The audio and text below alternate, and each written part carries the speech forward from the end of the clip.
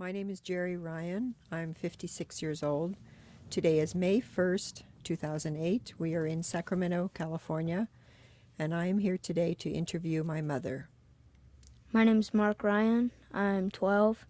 Today's date is May 1st, 2008. We're in Sacramento, California, and I'm interviewing my grandma with my mother.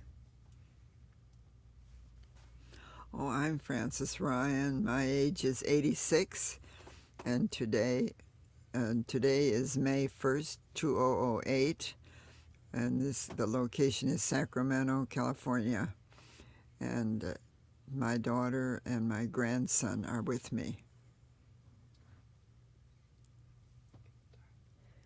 Okay, Mom, why don't you tell us something about growing up in North Dakota? I was born in 1921 in a rural place in North Dakota where my father was a farmer, did all his farming with horses, and he had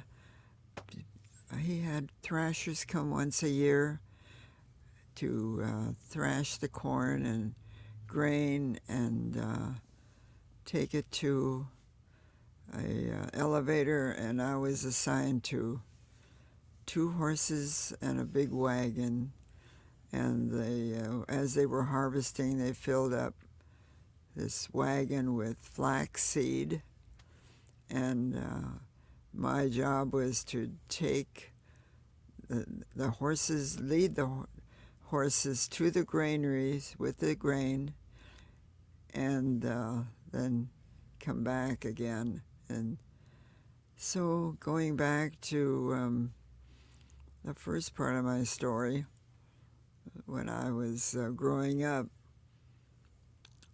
we were very poor, and we lived in this old house with my 3 siblings, older than me and 3 younger. But the 3 oldest ones are the ones that I want to mainly talk about because they were involved in my early childhood.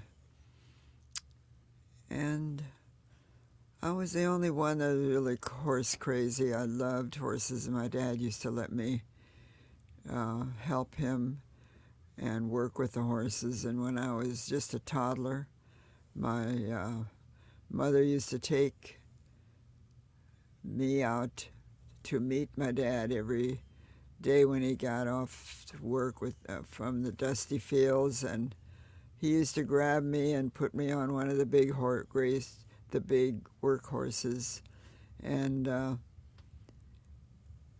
I would just love it. And my mother just was really upset because she was worried that I'd fall off, but I just hung on and I loved it. And Why don't you tell us about how you rode horses? How did you learn to ride? My dad used to let me ride any of the horses. I'd find one that was smaller than the big ones, and I would jump on it and just like a wild kid and hold on to the mane and let the horse run. I didn't even have a bridle. I just had a rope around its neck. And my dad used to like to bring his friends out on Sundays to show them how I could ride. And growing up, we had a lot of chores to do before we went to school.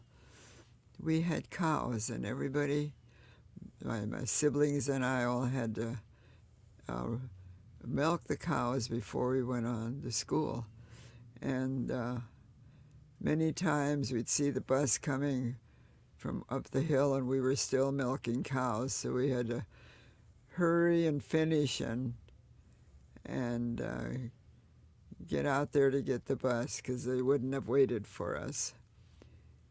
And in the wintertime, we had to go to school with a horse and sled because we were all snowed in, and that was the only way we had transportation, or you could ride a horse to school, but I was too small for that, so I rode in this wagon, and we had these animal skins for covers to keep us warm, and all the students cuddled together in this wagon. And When you milked the cows, how did you know which in cow the to morning milk? we had to milk cows. We each had two or three or four cows to milk. And the one who got out to the barn the first would be able to get the best cows, the easiest cows to milk, because some of them were kickers, and sometimes you went flying with a bucket of milk. Well, they decided to kick you. And so What about going to school in the winter, in the snow? in the With the wintertime, wagon? they came to pick us up with a sled and horses, and part of it sometimes was fun, but other times the snowstorm would come while we're still out there. And I remember once my older brother, who's 4 years older than me, and another kid were bored, so they stepped off the wagon and were making snowballs and clowning around, and the bus driver was upset, so he went ahead real fast with the horses and they couldn't catch up, and he left them out there and came back. Then my dad found out that what he had done, and he went back out to get the boys, and they both had frostbite in their hands and feet from being out in the cold too long. And What about so, taking the grain into? when during harvest time, when my dad gave me this team of horses. Their names are Bill and Joe, and they would take me. I'd sit on the front of the wagon like you see in the old movies, and the horses would go to school. I'm sorry, the horses would go to the granary, and they would unload the grain, and then we'd turn around at the horses and go back home. And one time it was late, and it started to get dark before I came home, and I was crying and sitting down in the wagon with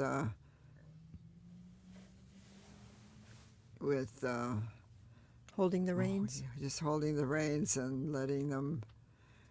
And I woke up, I fell asleep and woke up, and I was in the yard. The horses brought me home safely. And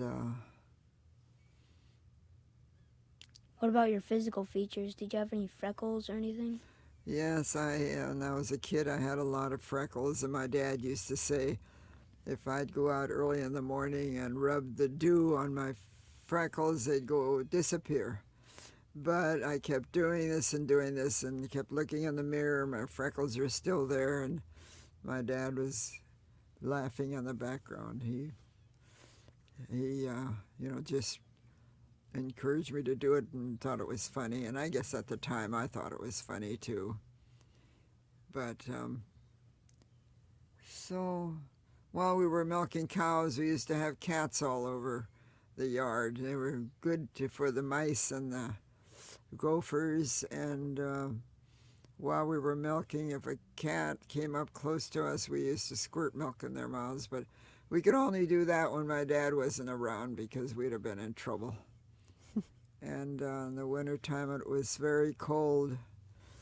The animals were gone hungry many times, and my mother used to let me keep old stale bread in a sack in the kitchen, and then I had this old pan. I put the bread in and poured some warm milk. I warmed in the back of this old-fashioned cooking stove, and I put it out for the cats, and they practically climbed on me. They were so happy.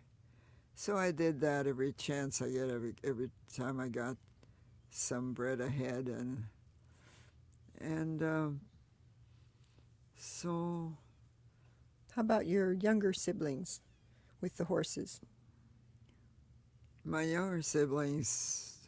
You were the only one that liked I was the the only horses. one that liked horses. The only one out of the 6 siblings that liked horses, and I really loved them. And I married when World War II was over, and my my future husband came back from overseas. He was in the Navy, and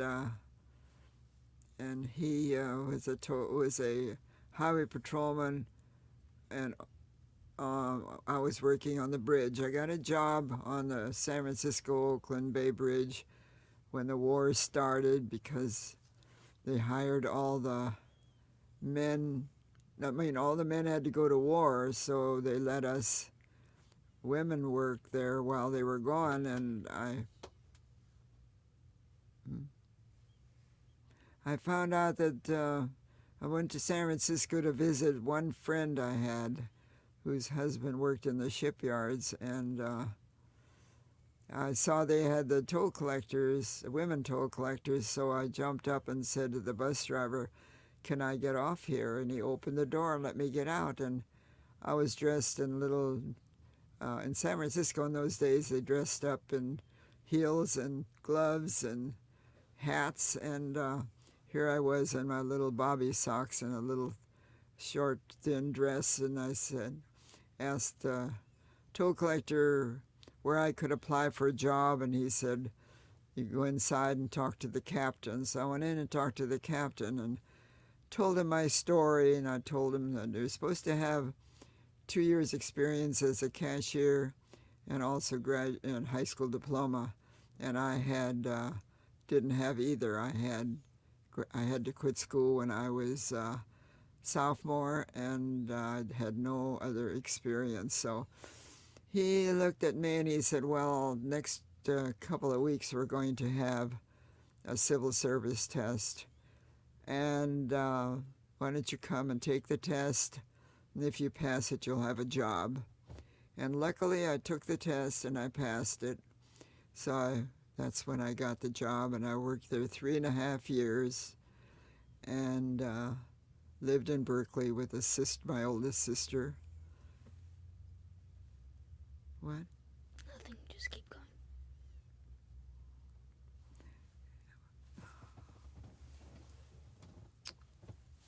You worked in Berkeley with your oldest sister. That was during the war. What did you do for entertainment during that time?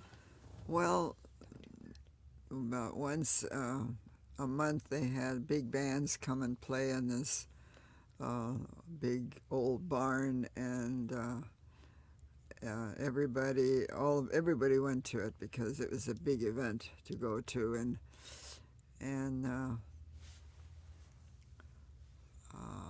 a man that was one of the toll collectors, one of the men that were 4F that didn't go in the service, his wife's father owned this, they called it Sweets Ballroom, and so we could never have afforded to go there, so we'd line up and he'd sneak us in.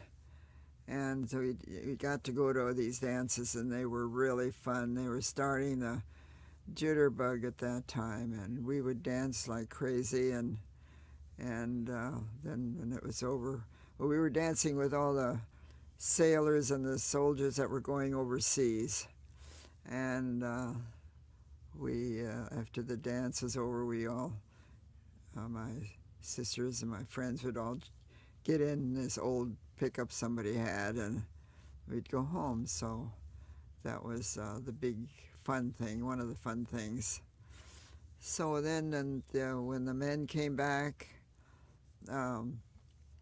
they used to have, we had to give up our jobs, and they had 200-300 girls that were working there off and on. Some didn't last very long, and I didn't know at the time that they had spotters out on top checking a line, checking each person to see how honest they were. And they would, when they checked mine, I always never kept a dime. I always checked up everything, and so my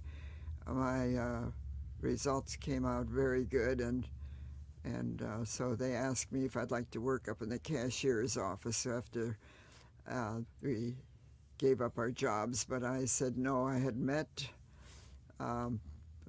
my future husband, and he, like I say, he was a highway patrolman, and we had decided to get married.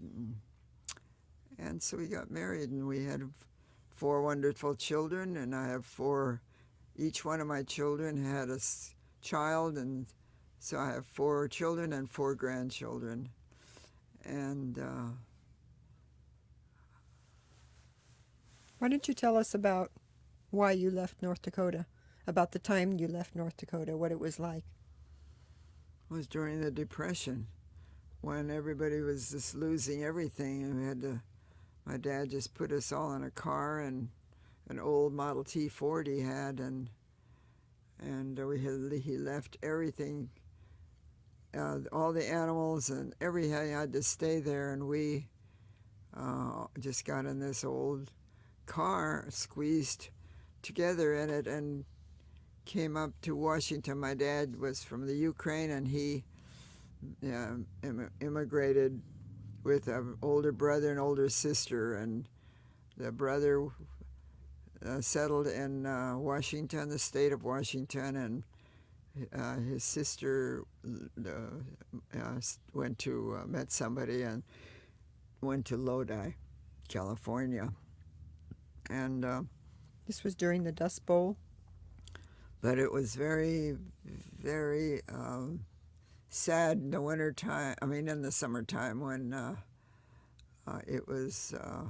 My dad spent all his whole life from dawn to dusk to put in the corn and the barley and wheat and plant these big fields, and we had to depend on rain, and we were going through his terrible drought time, and he had to just watch everything die, and then also the dust storms came, and so it was really a horrible time. So that's when my dad decided to leave and go join his brother and later his sister. Did you work in the field sometimes with him?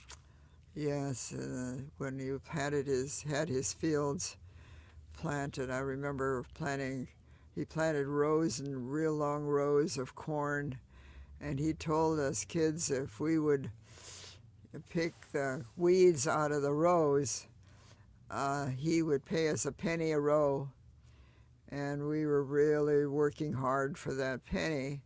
And then when it came time to pay, he says, "I'm sorry, I had to spend it on food." So we had no luxuries in those days. A penny meant a lot to us. How much was food back then? How much was what? Food. Well, we didn't buy very much because my mother always had a big garden, and when as things grew, she had all these jars, I remember, and canned things, and that's the food we had. And about once or twice a year, my folks would leave us at home, and they would go to the capital, Bismarck, North Dakota, to buy some supplies, flour and 100-pound sacks. And I remember this one time he came with a bag of apples because we never had fruit, and how much we had loved those apples. We had them downstairs in the basement to keep cool, and so that's the food we ate. But we were all very healthy because we didn't eat any of this processed food they have today. We ate the regular food, and we all. I'm 86 now, and I have perfect teeth, and I have my perfect hearing, and my eyesight is good. My ophthalmologist said he thinks I'm going to live to be 100. So I'm very fortunate. I do have good health. I occasionally have aches and pains, and I have a little arthritis now, and I had a pinched nerve in my back once, but I got over all that, and I'm lucky to be where I am today. Why don't you tell us a little bit about your older siblings? Well, there's nothing to tell. My oldest sister and I lived together in Berkeley, and there's nothing else to talk about. I have my brother, and my brother used to have chores. We all had chores when my folks went to town, and my older brother, used to make me do his work, and he would watch and sit there and make me do the work. And then my oldest sister, couldn't do anything about it, and she was really upset about it. So I watched him, and when he wasn't looking, I ran to the house real fast, and she slammed the door and locked him out. But then he kicked and kicked at the door, and he broke the lock. So my dad came home about that time, and believe me, he had his strap ready, and he really all got a whipping. So Did that's you it. did you ever want to trade one of your siblings? Oh yes, I was so crazy about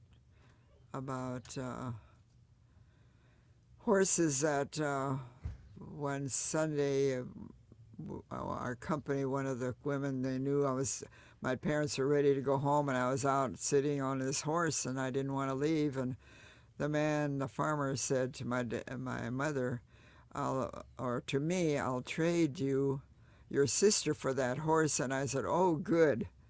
And my mother was shocked, because she was just a baby, a few months old, but I was willing to trade her for a horse.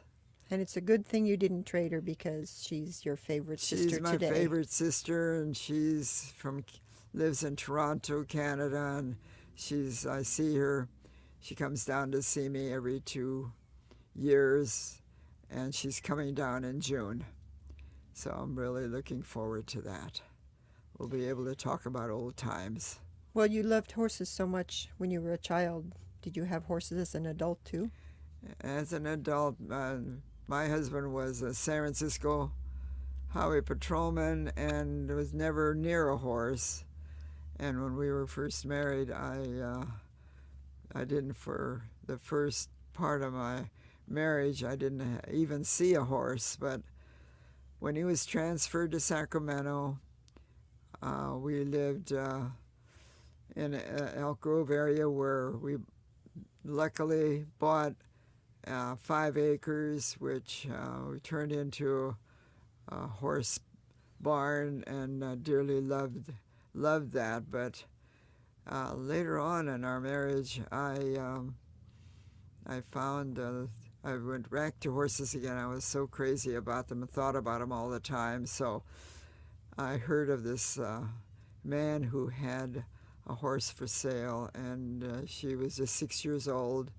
She had been on the track. They wanted to make a racehorse out of her, but every time they let her out of the gate, she would buck the jockey off. So they decided to just, for the time being, let her have colts. So I ended up buying her from this man for $100, and he really needed the money for his taxes, so he let me have her. And she should have been 1,000 or more, but he did let me have her for $100. And she's 6-year-old, and I dearly loved her. I did a lot of trail riding with her. I was always on every chance I got, I rode her, and I attribute that a lot to my good health today. But when she got older, and she was 30, when I had a stroke, she didn't get my TLC, and she was out in the barn, out in the field, and couldn't get up. So I called the vet, and he came out, and he said he couldn't save her. So we had to put her to sleep. And then she was 33 years old, which is old at that time for a horse. So I lost my best friend. I felt like I did, and I dearly loved her. You used to take her on trail rides? And what went- else did you do with her? I went on trail rides, and I went on wagon train rides, and I was always one of the outriders, where the wagon trains would have about 8 horses pulling the wagon, and we'd have a few of us riding our horses, and that's what I did. And I just dearly loved it. It was always fun at night. They had big barbecues, and and clowning around and having fun. And I was out taking care of my horse, and I'd sit on her, and it was pitch dark, and I'd ride her around a little bit just because I didn't like to party. And so I was really fond of her. So it was very sad when I lost her. And you endurance rode too, didn't you? I did. I made several 50-mile rides with her. And you were in your 50s yourself at that time. Yeah, I was. And I always came on this one ride I was on up out of Ukiah. My horse was getting tired. Every 10 miles they used to have a vet check, and if your horse was too tired, they'd take you out of the race. So the last stop, the man said, if you better take it real easy or I'm going to have to pull your horse because she's getting very tired. So I used to get off of her and going up inclines and hold her tail, and she'd pull me up and I wouldn't be on her back. And so anyway, I thoroughly enjoyed that. I had made several 50-mile rides with her.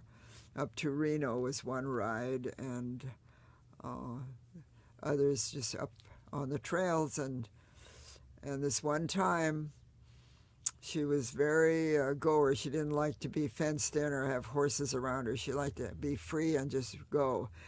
And on one of these trail rides, there were maybe 50, several horses, trail riders, lined up at the side of this cliff and waiting to get started. And she kept moving around, and I looked down and I thought, I don't know what's going to happen if I go off her, because she's not going to stand still. So I said to the man in front of me, I don't know what I'm going to do. I can't get off.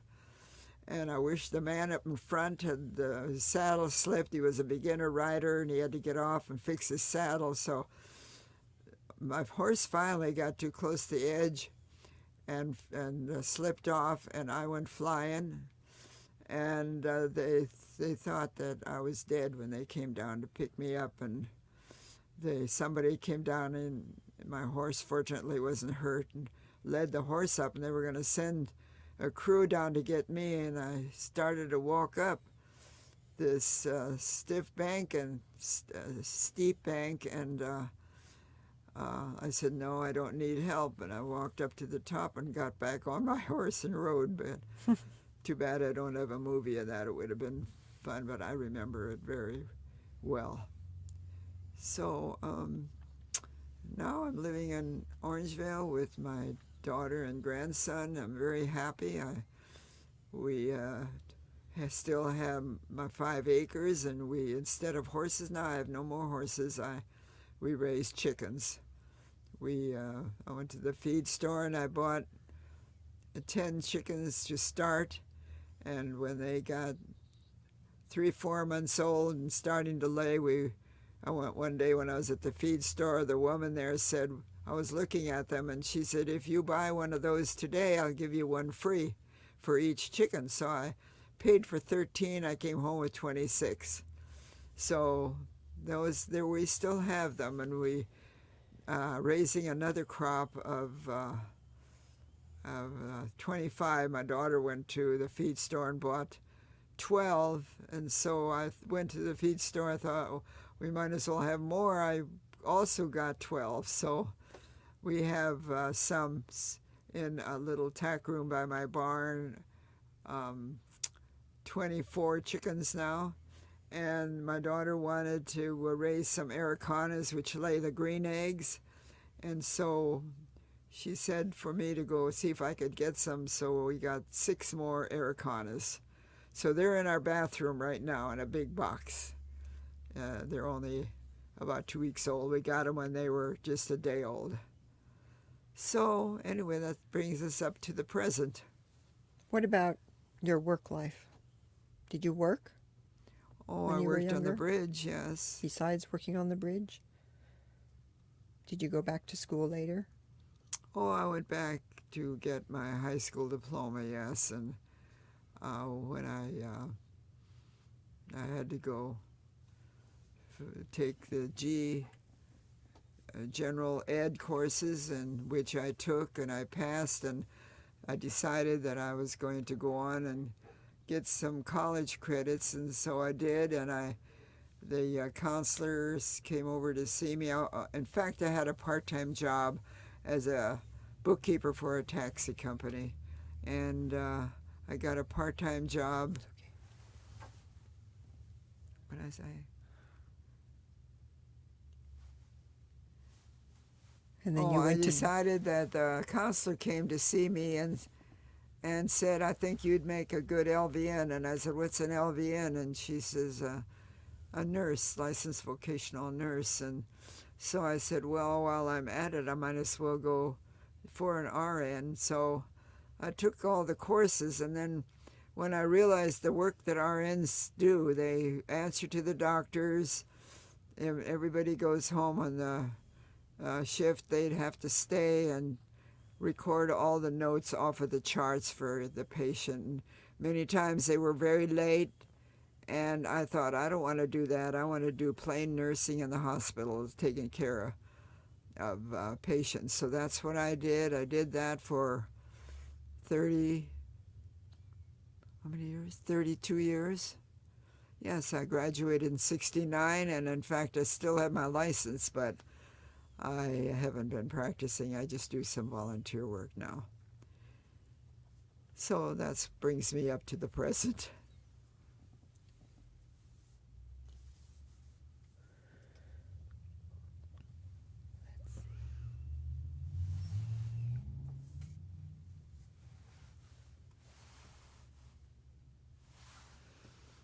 Oh, can I go back? Talk about Yes. the job I had. I'm going back to the farm. Loving horses so much, my dad gave me a job to herd the cows and keep them in a certain area so they wouldn't get in his grain and cornfields. So I used to be out there on my horse and with my dog, and for hours. And once it got kind of late, and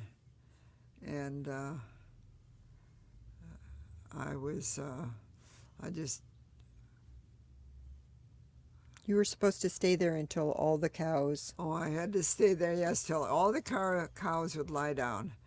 And sometimes there'd be one cow that wouldn't lie down. And instead of just saying, the heck with it, I waited until finally the last one would lie down. And then I got to chase them all home. So that was kind of an unusual thing I did. But so that is all I think I have to say. I'm happy to be here. I'm glad what my daughter and my grandson have done to bring me here today. I had no idea what it was going to be like, but I thoroughly enjoyed meeting the instructor. Can I ask a question? I say I enjoyed meeting you. Can I ask a question? Yes. What do you like so much about horses? I just love to ride. And the feeling of horses. My dad, just growing up and being with them all my life, I just loved them, and none of my siblings liked them, but I had that natural instinct, and that's why I ended up being the rider I was and going back to it as an adult. And so that's what I loved about it, and just the feel and the smell of horses. I still enjoy it. It seems like you were close with your dad. I was close to my dad because of the horses, but I had a wonderful mother. She was the one that really kept us all together, and was a wonderful cook. And the kids on the bus used to wish the bus driver would break down near our house because they knew my mother always had good things to eat. And so I loved my mother very much, but my dad kind of, he was so involved, got me so involved in horses that I think about him a lot. Do you still have any horses today? No, I have no horses. We have chickens, and we have 3 dogs. We have a little Lhasa Apso, a house dog, and we have 2 big dogs. The one's a pit, and the other one is a German Shepherd with some Dane in her, I'm sure, because we got her when she was 10 pounds, and she's now 80 pounds, a year old now, and a wonderful dog. If I go outside, she's right beside me, and but she so. And Skipper and Monty. Oh, we have 2 cats. Yeah, we got them. A friend of ours' daughter bought a cat at the pet shop, and she didn't know that she was going to have kittens, so she had a litter, and they gave all of them away except 2, and they said whoever takes 1 more has to take 2. So we came home with the last 2, and we still have them. And Mark named them Skipper and Monty. And Moxie, I was reading the Penny Saver one day, and when my daughter was fixing breakfast, just glancing through it, I saw this ad for Lhasa Apso Shih Tzu mix. So I told my daughter, and we just hurried, dropped everything, and rushed down to see if we could get it. These people had bought her and a male to raise puppies, but decided it was too much work before they even got started. So they So we got Moxie. so that's how we got Moxie. I think we paid just a small fee for her, but we thoroughly love her and have enjoyed her so much. She's an indoor dog. We take her for a walk every day, a couple times a day, and our 2 big dogs. We thoroughly love all of them. The Patches is the pit bull. But when we got her, my other daughter found her up in Lincoln at a garage sale. They were looking for a home for her. And my daughter said, "Oh, that looks like a good dog." So she brought her home to us, and she has never left our porch. She would never go away, not even out to the front gate. And so she and Cleo, as our shepherd, are best friends. They just idolize each other, it seems. What do you do for exercise now that you don't have a horse to ride? My sister, the one that's living up in Canada, was telling my daughter, Gerry, about water aerobics class she goes to, and they finally, the 2 of them, convinced me I should try it. So I did, and I thoroughly love it. I went today. I go every Tuesday and Thursday, and it has immensely helped my arthritis in my back, and I feel like I can just do anything after the class. So that's what I'm doing now for exercise. Can you just talk a little bit about being a mother and a grandmother now? Oh, well, I was very fortunate. We had 4 wonderful children. I have Joe, my oldest son, and then my daughter Patricia, and now my daughter Geraldine, who's here with me today, and Daniel is the youngest. So my oldest son, when he knew that during the war, Korean War, he knew that he was going to be drafted. The Vietnam War. Oh, Vietnam War. He knew that he was going to be drafted, so he enlisted in the Navy and volunteered for submarine duty. And, of course, his brother, who was 6 years younger, had to do everything his older brother did. So he went to the academy, the Naval Academy, and luckily we got him into it, in which we had to have a congressman or the president appoint you. So we got him in, and he was in 20 years, and he graduated, and recently just retired from the Navy as a full commander, and is now working for a company building helicopters in Texas. And my oldest son, after the service, he came back and he... What? Patricia. Oh, and my oldest son is now in an insurance business. And my daughter Patricia works for she was with the Army and now she's with the Navy, a PR person. And she's now in Texas. In San Diego. And we recently went down and spent a few days with her and had a wonderful time. She took us to the museums, and I rented a scooter because I can't walk as far as I want to walk, so it was wonderful to be able to get around on that, and we just had a great day. So. If you just have a minute or so, is there anything else you'd like to Oh, share? and then my daughter Geraldine is a teacher. She teaches special ed at Sacramento Heights, and has all these kids that want to graduate, and a lot of them can't read, and they need a lot of help before they graduate, and she's helped kids. And then my youngest son Daniel, I told you about him. And you also my have 4 wonderful I have grandchildren. 4 grandchildren. Each one of my children had 1 child. So I also now have 4 grandchildren, 4 boys and 4 girls. 2 boys and 2 girls.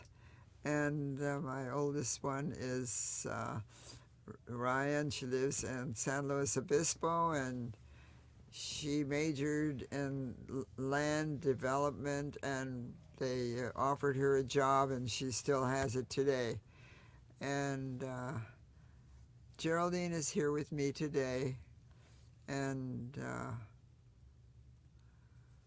you wanted to talk about your 4 grandchildren. You talked about Ryan. Oh, I talked about Ryan, yes, and I talked about Richard. Richard is my oldest grandson, and he has always been interested in eating right and exercising, and he's taken very good care of himself, and he's very handsome, so he's trying out for the movies right now. In fact, he's supposed to be in one soon. We're looking forward to seeing it. And who's next? And Kelsey and Mark. Oh, Kelsey is Daniel, my youngest son's daughter, and she is going to Georgetown University now, and is majored in Japanese, and this summer she's going to go to Japan. And then as the last but not least, Mark, who's here with me today. And of course he's my pride and joy, and unfortunately a year or 2 ago I fell and broke my leg 3 places and was in a wheelchair and a cast, and he took care of me. He pushed me around in the wheelchair and really helped me a lot. And so that's my 4 grandchildren. Well, thank you for sharing all that with My us today. goodness, Thank you, Grandma. Thank you very much.